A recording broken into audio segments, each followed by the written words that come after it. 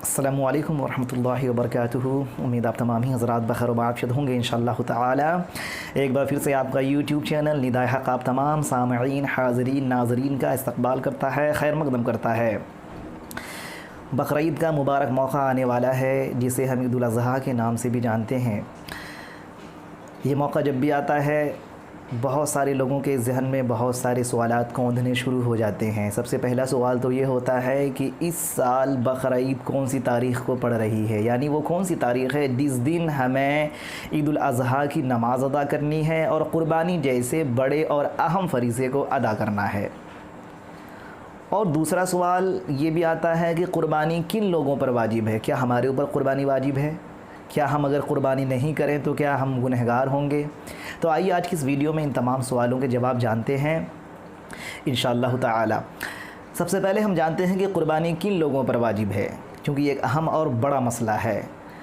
देखिए, क़ुरबानी के वाजिब होने के लिए 5 चीज़ें हैं: सोना, चांदी, माल तिजारत, यानी कि आपने बेचने की गर्ज़ से कितनी चीज़ें ख़रीदी हुई हैं, करेंसी यानी आपके पास कैश कितना है, और ज़रूरत से ज़ायद सामान। आप बखूबी जानते हैं कि हर घर में ज़रूरत से ज़ायद सामान होता है, जो कि संदूकों में और बोरी वगैरह में रखा होता है। जैसे कि घर में कुछ बर्तन इस्तेमाल के होते हैं और कुछ बर्तन ऐसे रखे होते हैं घरों में। तो वैसे सामान जो 1 साल से ज़ायद हो जाने के बाद भी इस्तेमाल ना किए जा रहे हैं, वो ज़ायद सामान कहलाता है। तो अगरचे किन्हीं के पास इन 5 को जोड़कर, यानी थोड़ा सा सोना है, थोड़ी सी चांदी है, और माल तिजारत है, थोड़ी करेंसी है, और थोड़े से ज़ायद सामान है, तो इन 5 को जोड़कर अगरचे आपके पास, या फिर 5 को जोड़कर या 4 का ही जोड़ हो जाए, या 3 का जोड़, या 2, या फिर किसी एक ही चीज़ का इतना मजमुआ हो, इतनी रकम इकट्ठी हो रही हो जो कि 52.5 तोला चांदी की रकम के बराबर हो, तो आप साहिब निसाब हैं और आप पर क़ुरबानी वाजिब है। लेकिन एक सवाल और आता है कि अगरचे इन 5 को जोड़कर या 3 या 4 चीज़ों को जोड़कर हमारे पास इतनी रकम आ रही है जो कि 52.5 तोला चांदी की रकम के बराबर है, तो क्या हम साहिब निसाब हैं? नहीं। वहाँ पर एक कंडीशन है कि अगरचे आपके पास किसी का कर्ज़ है और कर्ज़ की अदायगी करने के बाद फिर आपके पास उतने पैसे नहीं बच रहे हैं, तो फिर आप साहिब निसाब नहीं हुए। या फिर आपके घर के अखराजात, गैस, बिजली, बच्चों के स्कूल फ़ीस वगैरह अदा करने के बाद अगर आपके पास उतने पैसे नहीं बच पा रहे हैं, तो भी आप साहिब निसाब नहीं है। खुलासा कलाम ये है कि आपके पास अगर घर के अखराजात की अदायगी के बाद किसी के कर्ज़े वगैरह हैं, तो उसकी अदायगी के बाद अगर इतने पैसे बचते हैं जो कि 52.5 तोला चांदी की रकम के बराबर हों, तो ही आप साहिब निसाब हैं, तो ही आप पर क़ुरबानी वाजिब होती है।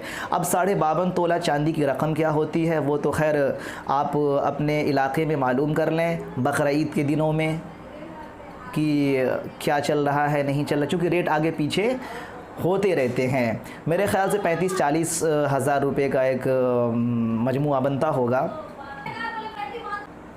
अब एक मसला और आता है कि बहुत सारे लोगों के जहन में ये बात आती है कि एक घर से एक ही क़ुरबानी हो गई, बात ख़त्म हो गई, अब्बा ने दे दिया, अम्मा ने दे दिया, बात ख़त्म हो गई। ऐसा नहीं होता। अगरचे किसी घर में 5 बंदे हैं और 5 के 5 साहिब निसाब हैं, यानी 5 के पास अपने घर के अखराजात और कर्ज़ों की अदायगी के बाद इतने रुपए बच रहे हैं जितना हमने बताया है, तो वो साहिब निसाब हैं और उनको क़ुरबानी देनी वाजिब है।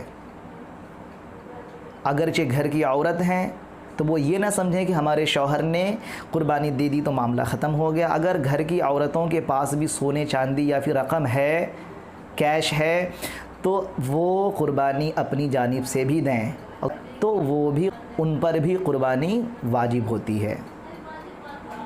ये हरगिज़ ना समझें कि घर का कोई एक बंदा क़ुरबानी कर रहा है तो हमारे ऊपर से वो ख़त्म हो जा रही है। और ایک بات یاد رکھیں کہ اگر آپ پر قربانی واجب ہے اور اگر آپ قربانی نہیں کر رہے ہیں اپنی جانب سے تو آپ گنہگار ہیں، چونکہ اللہ کے نبی کی حدیث ہے کہ اگر کوئی بندہ قربانی دینے کی استطاعت رکھتا ہو اور وہ قربانی نہ کرے اب سے تو وہ عیدگاہ کے قریب بھی نہ پھٹکے۔ تو یہ بڑی وعید ہے، یہ بڑا گناہ ہے، اس سے بچنے کی کوشش کریں اور اللہ سے زار و قطار دعا کرتے رہیں کہ اللہ تعالی ہمیں اور آپ تمام فرزندان توحید کو اپنے ایک ایک احکامات بجا لانے کی توفیق عطا فرمائے اور اپنی پوری زندگی نبی پاک علیہ الصلوۃ والسلام کی زندگی پر، ان کی سنتوں پر گزارنے کی توفیق عطا فرمائے۔ السلام علیکم ورحمۃ اللہ وبرکاتہ۔